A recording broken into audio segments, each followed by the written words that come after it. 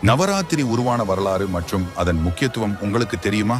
நவராத்திரி என்றால் 9 இரவுகள் என்று பொருள். அமாவாசையை அடுத்து வரும் 9 நாட்கள் நவராத்திரி எனப்படுகிறது. புராணத்தின்படி எருமை உருவம் கொண்ட அரக்கிக்கும் கம்பன் என்பவனுக்கும் பிறந்தவன்தான் மகிஷாசூரன். அதனால்தான் மனித உடலுடனும் எருமை தலையுடனும் பிறந்தான் மகிஷாசூரன்.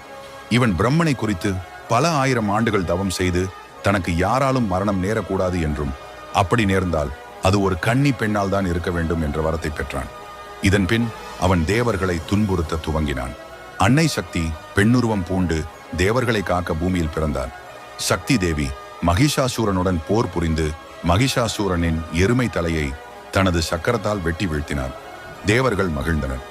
மகிஷாசூரனிடம் போராடி போர் செய்து தேவலோகத்தையும் பூலோகத்தையும் காப்பாற்றியதால் மகிஷாசுரவர்த்தினி என்று சக்தியை போற்றினார்கள். 9 நாள் போர் செய்து 10வது நாள் தேவி வெற்றி பெற்றதால் 10ஆம் நாள் விஜய்